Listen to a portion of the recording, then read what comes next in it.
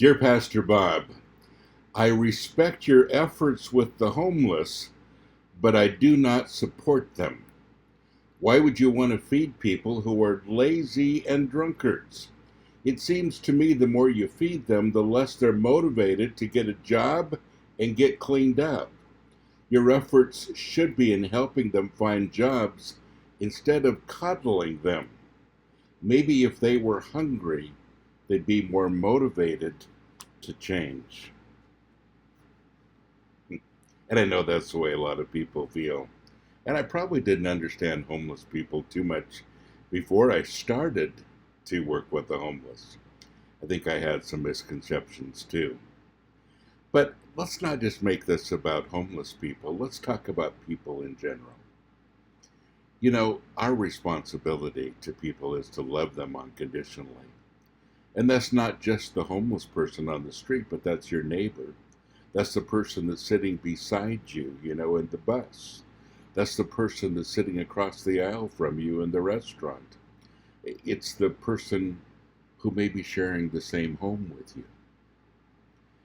We're called to love unconditionally. We're called to demonstrate that love pretty much without any questions asked. Now, first of all, lots of misconceptions about the homeless. Um, the thing that separates most homeless people from you and I who may not be homeless is that we have a support group. And how many times have you used that support group? Times when things get difficult, you can always move back in with your parents for a while. Or there are friends that'll rescue you or help you. We have these support groups that pretty much keep us from the streets. But what if you don't have one? What if your family's gone? What if they're deceased? What if they're estranged? What if your family has more problems than you do? I find that that's a common denominator with our homeless friends. They don't have a support group. And these days, our economy is getting a lot better here in the United States, a lot better. But it's still tough for people. And it's tough to make it. And some people end up on the streets because of that difficulty. Through no fault of their own, just a lack of really substantial support group. In Nashville, we have almost 30,000 homeless people. It's a lot, isn't it? But you see, it isn't really about judging people when you help them. It's about showing love to them when you help them. I began feeding the homeless and soon realized that my my biggest obstacle sometimes was me, my own judgment. Who deserves this more than another? Why is this person homeless? Why is that person an alcoholic? And this misconception that all homeless people are lazy and alcoholics, absolutely not true. And not even close. Most are very motivated if they just have an opportunity, at least in my experience. And alcoholics, some people are struggling with alcohol, yes. Most of them, I've learned, are alcoholics after they hit the streets, not before. Yeah, it's tough on the streets.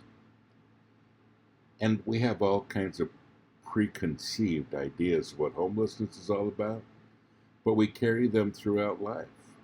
That person that you meet in the drugstore, or in the grocery store, those people that you're sitting next to in church. You don't know what's going on with them, and sometimes people do things out of desperation.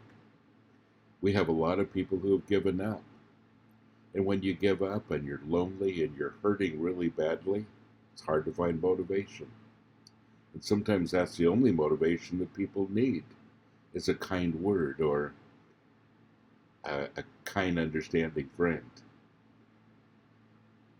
So the Lord told me to serve food no matter what. Not to judge, just serve. And most importantly, love. Love is the first thing that we serve, food is the second. And we're there for the relationships, not the meals. Meals are secondary, and our homeless friends after 13 years know that. And we're family.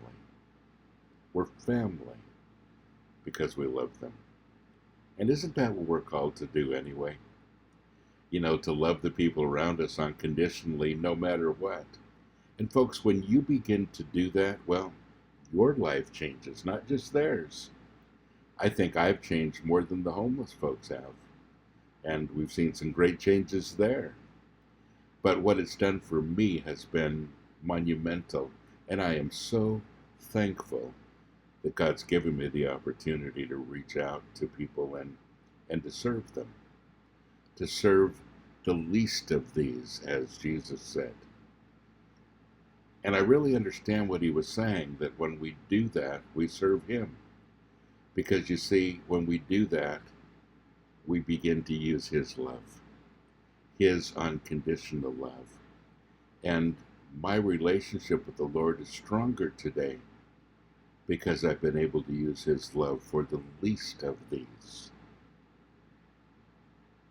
Well, not least as far as people and their value, but least according to society. I wanted to clarify that. So folks, you know, it's all about love. It still is. We talk about this a lot, and I'll keep talking about it till we get it. But it's all about love. Love God. Love your neighbor. Love you. God bless you. Have a great day.